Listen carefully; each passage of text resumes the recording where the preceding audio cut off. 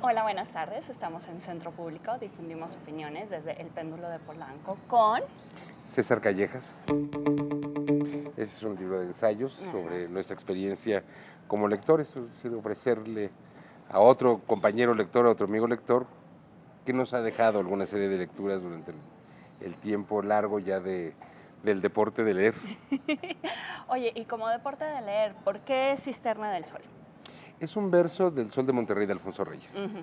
Y dice, o cuánto me duele esta cisterna de sol que viaja conmigo. Yo creo que al leer uno va generando un depósito de cosas que va contigo a todas partes, ¿no? Y como dice el poema de Reyes, es tesoro y no se acaba, no sé, aunque lo gastes. Entonces fue un homenaje a esta idea de todo lo que va entrando a la conciencia, a la memoria, a través de la lectura. Qué bonita metáfora. Y aparte es un momento muy padre para entrar al tema de Alfonso Reyes, que sé que es un apasionado de él. Sí, soy un fan. Bueno, platícanos de tu más reciente publicación. Acaba de presentarse en la Universidad de Nuevo León Los Minutos de Ulises, que es una novela biográfica sobre Alfonso Reyes. Narra su vida en los últimos 30 minutos de su vida, recuerda su existencia, pero conforme se acerca el momento de la muerte, la personalidad se va descomponiendo y él confunde su vida con la Odisea. No. Entonces son los grandes temas de Alfonso Reyes a través de sus textos y de sus momentos, ¿no?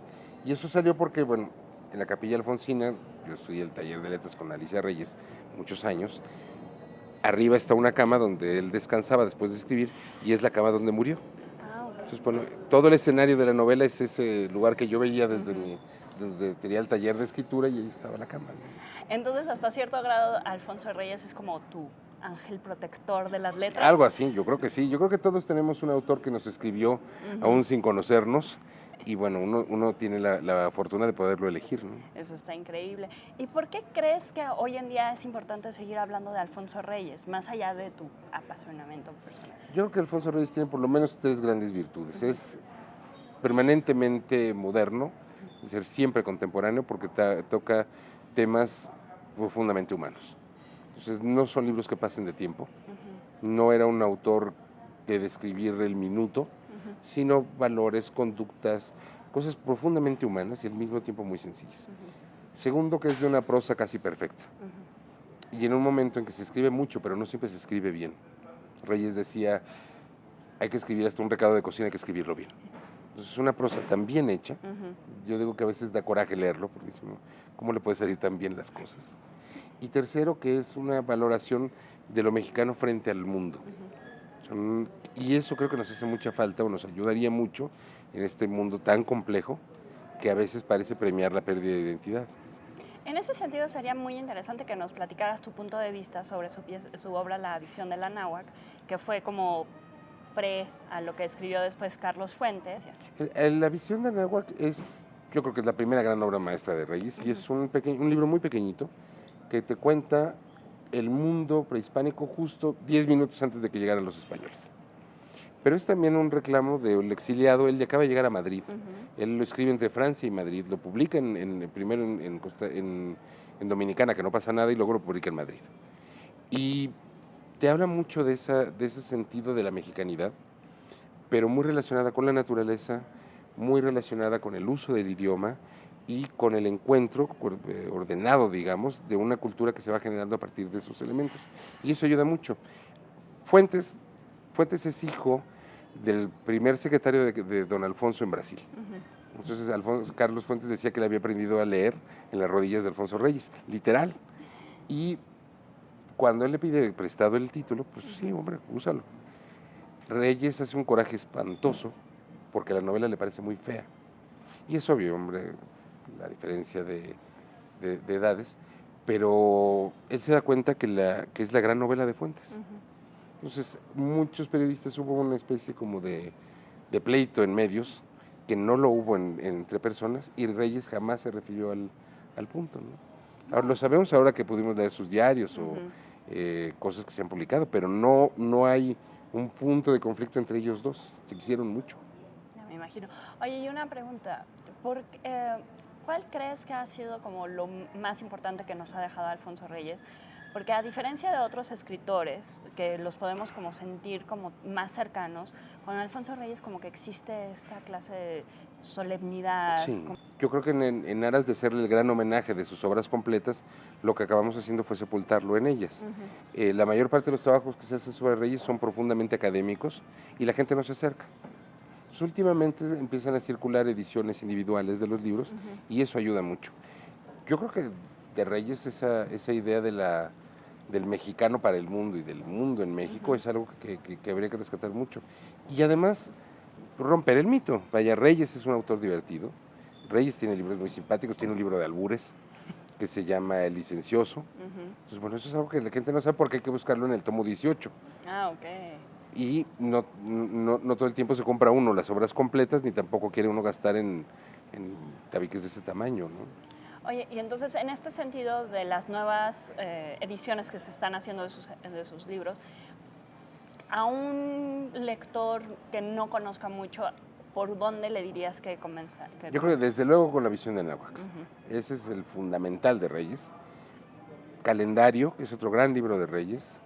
Y tienen unos pequeños series que se llaman Simpatías y Diferencias. Son artículos de una página, fantásticos, que además son muy, muy buenos de leer. Y para quien le guste la mitología griega, grandes estudios muy bien trabados de mitología griega, ¿no? Junta de Sombras, por ejemplo, es un libro muy divertido. Ah, qué bueno que nos dices. Oye, y la idea de que te enfoques en los últimos 30 minutos de Reyes es un poquito en la idea de los 10 minutos antes de que lleguen los españoles. Pues podría ser, no lo había pensado así, pero mira, a mí me gusta mucho Broch, por ejemplo, o sea, La muerte de Virgilio. Desde luego yo creo que todo el mundo que escribe una novela en cualquier idioma en Occidente es deudor de Joyce y de su Ulises. Entonces, ¿por qué no recrear una vida completa y la Odisea en una media hora, no? Sí, está interesante. Ir casi en tiempo real, digamos, en el minuto tal, hasta que él pierde la conciencia. ¿Y cómo te sentiste de escribirlo? O sea, ¿lo escribiste en primera persona?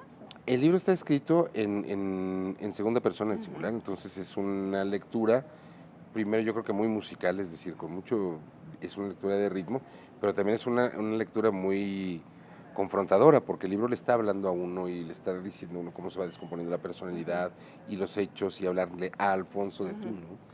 Y para mí fue como muy liberador de una deuda con mi autor favorito y con alguien con cuya familia aprendí yo a escribir y a leer sobre todo, ¿no? Qué padre. ¿Y amar a las letras te ha llevado también que en tu vida profesional te dediques a cuestiones de derechos de autor, todo eso? Sí, bueno, yo soy abogado de profesión, de origen, y mi doctorado lo hice en filosofía del derecho, pero mi tema de trabajo jurídico es cultura, educación, derechos de autor, propiedad intelectual, todo lo que circula alrededor de las entidades, de las empresas creativas, todo eso. Y me parece que es también una especie me gusta tratar de rescatar aquella vieja imagen del abogado como hombre culto, etcétera, que finalmente se pierde mucho por la especialización. Oye, y ahorita como estamos viviendo estas reformas educativas o que estamos viviendo la nueva Secretaría de Cultura, ¿cómo ves estos cambios? A mí me gustaría ver más trabajo con los ciudadanos en la Secretaría de Cultura. Creo que no ha pasado nada. No sabemos si funciona o no funciona. Lo que nos enteramos es muy poco y sobre todo no veo como un trabajo de cambio en la estructura cultural. Cuando se creó la Secretaría de Cultura uno estaba pensando, yo creo que muchos pensábamos, por ejemplo, en André Malraux, el secretario de Cultura de Gaulle, que era un hombre muy poderoso y la Secretaría de Cultura era muy poderosa. Y no ha sucedido nada, ¿no? Y entonces, bueno, también el conflicto político y todo el conflicto en torno a algo que no sabemos bien, los ciudadanos me refiero, si es una reforma laboral o es una reforma educativa, eso es algo que el gobierno debería plantearse, ¿no? ¿Tú crees que no ha habido como realmente este desprendimiento de la Secretaría de Cultura respecto a la Secretaría de Educación? Yo creo que no ha sucedido absolutamente nada en ese sentido, es decir, lo más que sabemos es cómo se dividieron las entidades, pero yo creo que sí tiene que haber desde luego una división clara, tajante, y que unos administren educación y otros todo el ambiente cultural, ¿no? Oye, y otra pregunta respecto a derechos de autor. ¿Ha habido reformas actuales con todo el crecimiento de las nuevas tecnologías y todo esto? Fíjate, la ley de derechos de autor, yo tuve la buena suerte de de estar en el equipo que escribió la ley hace ya muchos años. Empezamos en el año 94, la terminamos en el 96. Y la ley ha tenido alrededor de 8 reformas, pero ninguna, digamos, precisa sobre el tema del tema digital. Yo creo que hay que plantearse ahora si hacemos un capítulo nuevo en la ley o si hacemos una ley particular de derechos de autor y medios digitales e internet. Porque la ley está muy bien hecha, funciona muy bien, solucionó muchos problemas que estuvieron trabados por décadas. Y entonces tal vez valdría la pena en los medios analógicos dejar ese instrumento, pero sí hace falta y es evidente que no tenemos un instrumento para medios digitales ni para internet. Lo estamos arreglando entre empresarios, abogados, creadores, todo el mundo sobre nuestra experiencia. Oye, ¿y tú qué consejo le darías a un creador que está empezando a escribir o a crear? Más vale gastarse unos centavos, aunque uno piense que no es tan útil, en el registro de la obra. Esa es una. Segundo, estar enterados. O sea, hay buenos asesores en la materia, si no, ahí está el instituto. Y sí, que uno, por pequeña que crea uno que es su obra, debe de tener una conciencia que eso vale y vale mucho y puede llegar a valer mucho más. Sí, totalmente de acuerdo. Pues muchísimas gracias por estar con nosotros No, al y contrario. esperemos que dentro de muy poco sea la presentación del libro acá en la Ciudad de México. Estamos esperando que lo traigan de Nuevo León y seguramente haremos algo vistoso y rico en la capilla. Eso esperamos con mucho gusto. Muchas gracias. Estamos en Centro Público, difundimos opiniones.